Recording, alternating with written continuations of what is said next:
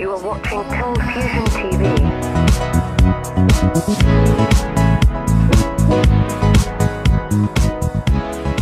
Hi, welcome to another Cold Fusion video. By now, you've probably all heard of Bitcoin, cryptocurrencies, and the blockchain. It's received a lot of press lately. Bitcoin. It's all the rage, but what the hell is it? In this video, we'll go over how these new systems compare to regular currencies and also briefly look at how they work. I want to start off this video with something that happened recently. It's the clip of the Federal Reserve Chairwoman, Janet Yellen, getting grilled by Congress for the Federal Reserve being shady as usual. This kind of thing is normal, but in this situation, something unusual happens. Watch closely. Well, we don't have a lack of transparency. You do. If you can't audit it, that's a lack of transparency. So I regard the Federal Reserve as one of the most transparent central banks in the world. That's a statement. What? This is a great picture of the condition of the old monetary world versus the excitement of what could be the new monetary world. The blockchain and cryptocurrencies came in the wake of the frustration felt by the world after bad monetary policies from central banks like the Federal Reserve. Commercial banks and hedge funds also had a large part to play. There just had to be another way, a way where people had control over their own money again. Alright, so to begin, what are cryptocurrencies? Broadly speaking, it is a form of currency that is built on a global digital distributed ledger called a blockchain. I'll get Louisa, whom I met at the St. Gallen Symposium in Switzerland, to explain, and then we'll break down the terms that she says a bit later. Well, my name is Louisa, and I work as research assistant at the Tax and Fiscal Law Department at the University of Graz in Austria. The topic of my PhD is the taxation issues rising from the use of cryptocurrency. Bitcoin is a cryptocurrency. As I say, it's the most famous cryptocurrency. It's not the only one, but it's becoming more and more popular. It was invented in 2008 with the release of the white paper by Satoshi Nakamoto, which is the inventor, but it's still unknown, so we don't really know who is this. The characteristic of this cryptocurrency, so basically, if I have to do an analogy, maybe for people it's easier to understand it as a currency, so something that you use for paying services or goods, but it's very different because the first thing that comes into my mind when defining Bitcoin is that it's decentralized. So it works with cryptography and in a network composed by different computers as nodes, and it's decentralized, meaning that there is no central bank or government behind or the currency or in charge of the monetary policy of this currency. All the transactions happen and are verified through the network. Every transaction is registered in a ledger, a public ledger, which you can find online. It's very easy to go through it, which is called a blockchain. So all the transactions are recorded there and you can see it. Before we break things down, it's important to note that cryptocurrencies like Bitcoin and Ethereum and others are distinctly different from the digital fiat currency in your bank account. We'll take a look at the differences using Bitcoin as an example. Bitcoin, unlike regular currency, has a capped supply of 21 million coins. In this way, it's similar to gold, another finite resource that can be used as money. As time goes on, the Bitcoin can be divided up into smaller and smaller units as the economy grows. With traditional digital fiat currency, there is no telling how much money is circulating, and no one knows if the central banks will decide to start printing more money. This can be a real problem depending on how you view economics. This is what I mean. There are two main schools of economics, the Austrian school and the Keynesian school. The Austrian school thinks that money printing is a silent robbery by inflation, as it makes us poorer because the more money there is, the less it's worth. The Keynesian school actually thinks inflation is a good thing. In our world, most of the central banks are run by Keynesians, and today, instead of focusing on GDP growth and wealth creation, they focus on inflation. They actually want a steady state inflation of 2% per year. In contrast, Bitcoin and other cryptocurrencies are deflationary because there's a fixed amount, making it worth more over time instead of less. So why are these new digital currencies called cryptocurrencies? Simply put, it's because they use a form of mathematics called cryptography. This allows participants in the system to have a unique address called a wallet, kind of like a bank account. Only the individual has access to their wallet. This personal digital address or wallet mathematically proves that money sent or received to this wallet is actually going to the right person. A wallet can be mathematically checked for accuracy but can't be altered or tampered in any way. So what is a blockchain? In basic terms, a blockchain is a decentralized peer-to-peer system. In this system, millions of computers agree on a global record of the history of all transactions that have ever taken place in the system. This global record is called a ledger. When you transfer some money or a service on the blockchain, everyone in the system knows about it. If it's easier, you can think of it like another peer-to-peer service like LimeWire or Torrents, where instead of transferring files, you're transferring a transaction entry into a very long notepad of all transactions, and the notepad can be seen by everyone. Because there are millions of computers keeping track of all the transactions, this makes it impossible to cheat and create multiple fraudulent bitcoins. The computers that are looking after the ledgers and keep the system running are called miners. They use their computers to solve complex problems of how the transaction should be put together.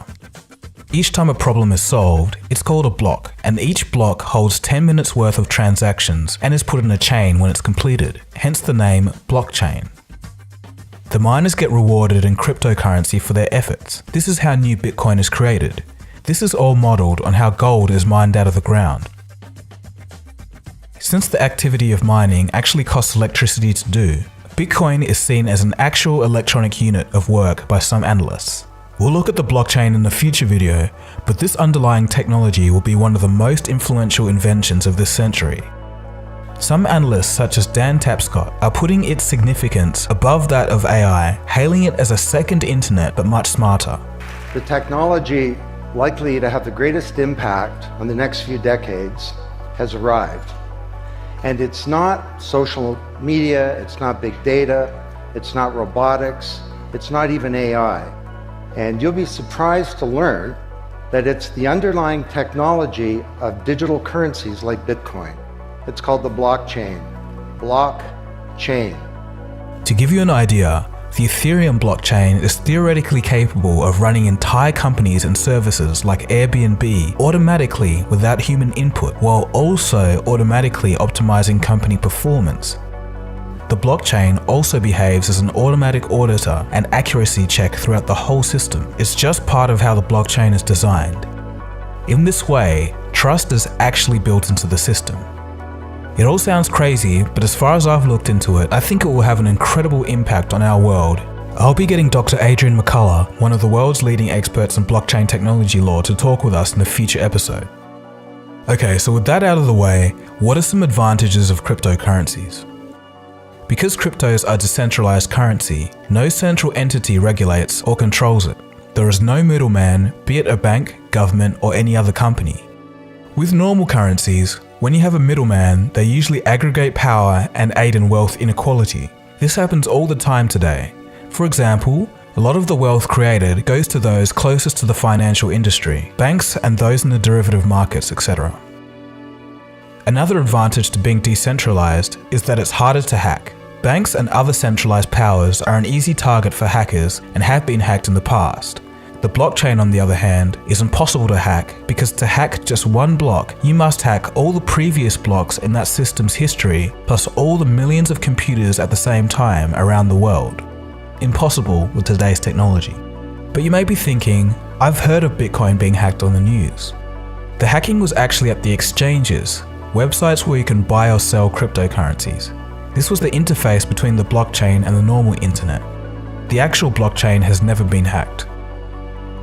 Another advantage is that there's a low barrier to entry. Anyone can join. You don't need a bank account or permission from a government or any other entity, or even have to pay a fee. All you need is an internet connection and the software. This is great for a few reasons. It means that individuals in financially oppressed countries such as China and crisis countries such as Venezuela can get their money out without being tracked. In contrast, in today's currency system, it's hard to get your money out in these situations. For example, the Chinese government has been cracking down on capital flight, so worried investors in China are buying international property at any price just as a way to store their currency. Of course, this causes other problems like property bubbles in the countries that they're buying property. In addition to this, transferring cryptos internationally is faster than traditional methods, taking 10 minutes instead of days. Because actually, what is also positive about the blockchain, it's very efficient. So in terms of costs and how the transactions are much faster than, like if I want to send some money to you, it will take from Europe to Australia, a couple of days, probably maybe 1-2 days. If you're very lucky and it works very well, there is just like 10 minutes. So of course it's much more efficient. So that's why also like commercial banks and financial institutions are exploring blockchain for other purposes. So there are all these discussions going on in fintech. Another interesting advantage is because the blockchain is transparent and everyone in the system knows which transactions are going to what wallet, cryptocurrencies can help stop corruption in developing nations. So in conclusion, it's clear that blockchain-based currencies have some attractive advantages over our regular financial system. A lot of governments have taken interest, and China has actually announced that they're going to be testing their own blockchain-based currency. I must add that I'm not a fan of a centralized government having control over a cryptocurrency. Many banks and companies are also implementing the blockchain. The city of Zug in Switzerland is actually implementing a blockchain-based ID system, and there's many more stories around the world of blockchain being implemented. With this all being said, this area is just so new that no one knows for sure what the downsides could be yet. Just as an example, Bitcoin may have failed due to some unforeseen problem, but I think eventually there's going to be a cryptocurrency that's going to get it right. Whether you think this is a good or bad thing, there's no denying that the blockchain and cryptocurrencies are definitely going to shake things up. This video was just a bit of a teaser of what's to come. I'll be hoping to do a lot more videos on this topic and go into more detail about what's happening with this revolution around the world. But before I go, I guess there's a lot of you that will be asking the question, should you invest in Bitcoin and other cryptocurrencies? Well, the answer depends on you. What are you actually looking for? Are you in it for the long term? Are you actually treating cryptocurrencies as a store of value in case of a crisis, much like gold? With this strategy, people usually just buy when the price goes down, but always accumulate more and never sell until years later when they want to get out. Another group of people are the speculators. Speculators are the ones that just want to make quick cash. This is probably the hardest strategy because cryptocurrencies are actually a real free market, not influenced by financial instruments, so it is going to be a wild ride. To do this successfully, you would have to read all the news about the cryptocurrencies that you're investing in and know about the technical details such as hard forks. You'd really have to proceed with caution with this because people that don't know what they're doing are bound to buy and sell at the wrong time. Are you in another category where you're in a crisis country and just need some financial freedom? Obviously, I'm not a financial advisor, so I can't tell you what category you belong to or how to invest, but I can leave some resources for you to get started in the description. But anyway, there'll be much more on the cautionary side of crypto investing when I speak to Dr. Adrian. We both agree that there is an element of hype here, and it's going to be like another .com era, where there'll be a frenzy of investing, a market crash, and only the real cryptocurrencies will survive, much like the Googles and Amazons of the .com era. So I guess that's it. Thanks for watching this video, hope you got something out of it, hope you found it interesting. This is a really hot space at the moment, and I think we're really witnessing the beginning of something. This has been Dugogo, you've been watching Cold Fusion. If you're new to this channel, feel free to subscribe. Cheers guys, have a good one, and I'll catch you again soon for the next video.